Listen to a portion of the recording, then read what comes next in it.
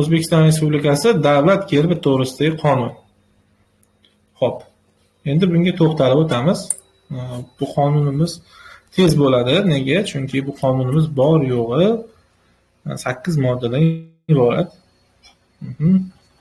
Xo'p. Endi mana boshidan boshlaymiz. O'zbekiston Respublikasi Davlat gerbi rangli oq-qora tasviri, xullas mana shu qonunning oxirida berilgan ikki xil tasviri borda, rangli hamda oq-qora tasviri bor. Ilova qilib beriladi. Zapis boshlangan bo'lishi kerak. Zapis bo'lyapti. Qaranglar, recording chiqish kerak.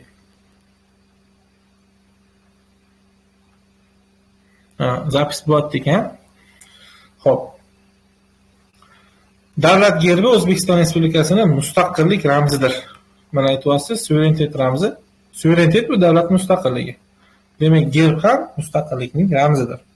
Davlat gerbi quyidagi ko'rinishga ega. Uni bilamiz, davlat gerbini hammasini yaxshi tushunamiz.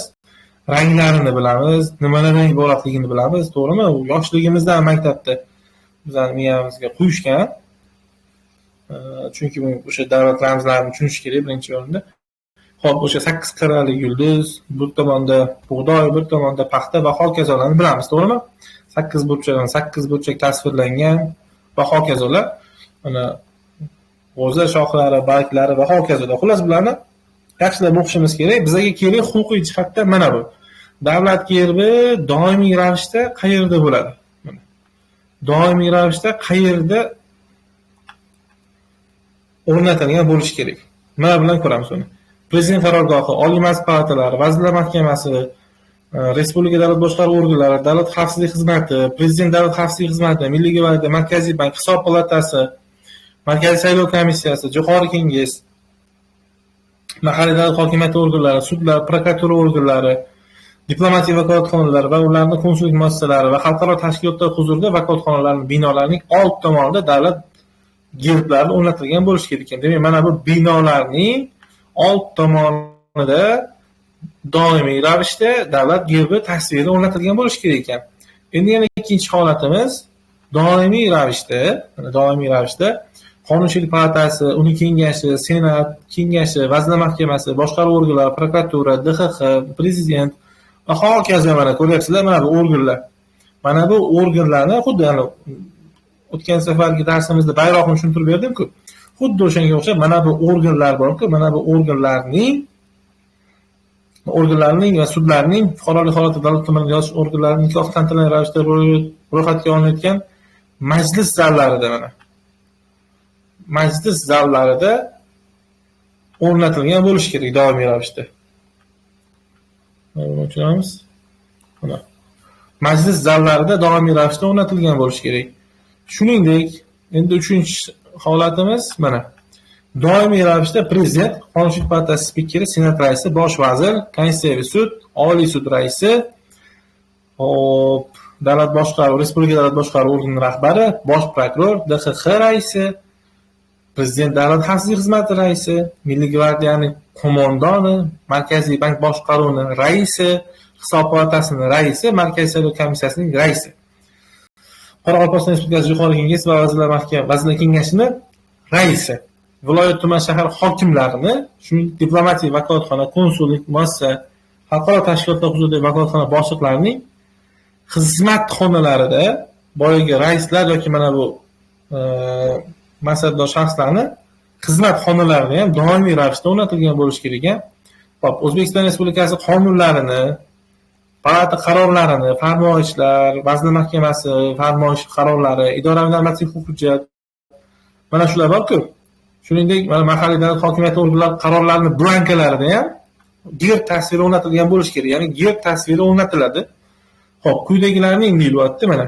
Prezident va uning devoni, kengash, qo'mita va devon, Senat, kengash, qo'mita, devon, Vazirlar Mahkamasini, davlat boshqaruv organlarini, davlat xavfsizlik xizmati organlari, prezident xavfsizlik xizmatining organlari, Milliy gvardiya, Markaziy bank, shuningdek Hisob palatasi, Markaziy saylov komissiyasini, mahalliy davlat hokimiyati organlari, sudlarni, prokuratura organlarini, ombudsmanni mana, hattoki mana ombudsmanni ham, shuningdek mana vakolatxona, diplomatik vakolatxona va ular huzuridagi vakolatxonalar, Qoraqalpog'iston Respublikasi Adliya vazirligi, viloyat Toshkent shahar adliya boshqarmalari huzuridagi notarial arxivlar, mana bularni belgilab qo'yaylik.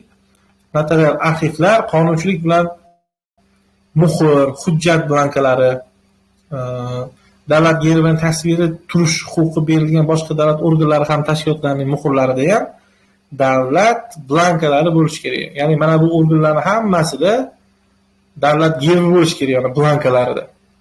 Ya'ni muhr beradi-yu, masalan, pechat bo'lsa, pechatida davlat gerbining tasviri bo'lishi kerak. Yuqorida aytganimizdek. Hop, ana endi bayroq bilan bir xil ekan bu joylar. Ha, bayroq bilan bir xil. Deyarli bir xil. Mana pul belgilarida o'rnatilgan bo'ladi.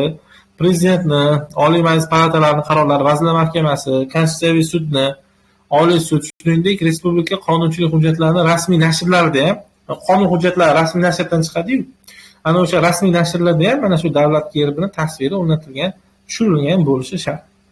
Xo'p, pul belgilarida fuqaroning pasporti, ID kartasi, diplomatik pasport, doimiy yashovchi chet el fuqarolari, fuqarolik bo'lmagan shaxslarning ID kartalarida, davlat chegarasida o'rnatilgan sarhad ustunlarida, hop, chegaradagi ustunlarda, pochta, boshqa pochta vagon qutilarida, umumdavlat namunasidagi hujjatlarda, Oliy Majlis Qonunchilik palatasi deputati, Xalq deputatlar kengashi saylov referendum kunlari ovoz berish o'tkazilayotgan binolarda mana shu gerb ham aks etgan bo'lishi kerak ekan. Davlat organi va boshqa tashkilotlar O'zbekiston Respublikasi davlat gerbini bo'rtma tasviridan foydalanishi mumkin. Nima deyilyapti? Gerbni bo'rtma tasviridan foydalanishi mumkin ekan davlat organi va boshqa tashkilotlar.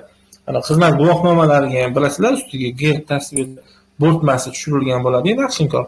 Ana o'sha ham xuddi shunaqa o'rnatilgan bo'lishi mumkin. Xo'p, davlat gerbining tasviri, o'sha gerbining tasviridan tegishlilik belgilash maqsadida o'sha predmet, o'quv tarbiya jarayonida va davlat mukofotlarining elementi sifatida foydalanish mumkin. Masalan, qaror mukofotga gerbning tasvirini tushirgan holatda taqdim etish mumkin.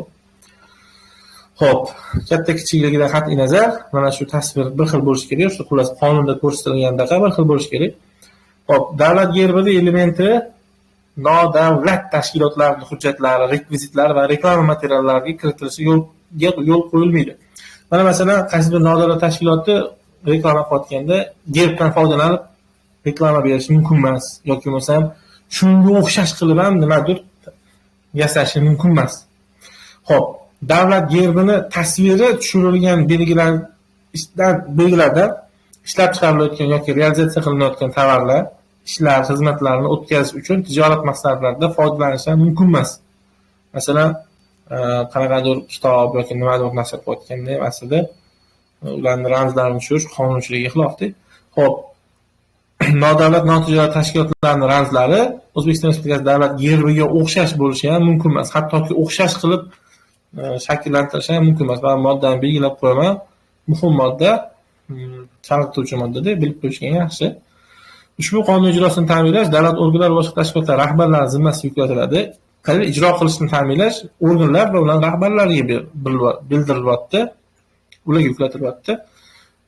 O'zbekiston Respublikasi diplomatik vakolatxona, konsullik muassasasi, xalqaro tashkilotlar huzuridagi vakolatxonalarda ijro etilishi ustidan nazoratni Tashqi ishlar vazirligi,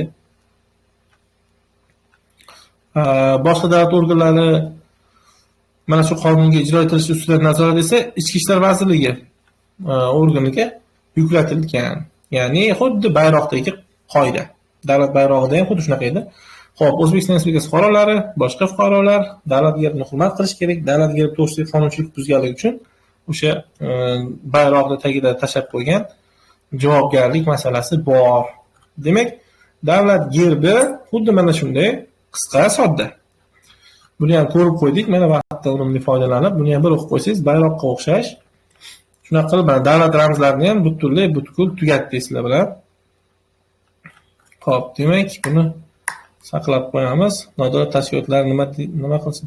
Nodavlat tashkilotlarga nimani misol qilsa bo'ladi? Nodavlat tashkilotlarga o'quv markazlari masalan. Nodavlat-ku ular. Ya'ni davlatniki bo'lmagan tashkilotlar. Tadbirkorlik faoliyati bilan shug'ullanuvchi subyektlar bor-ku, xususiy korxonalar. Bu ham mana nodavlat tashkilot hisoblanadi. Ularni misol keltirsak bo'ladi.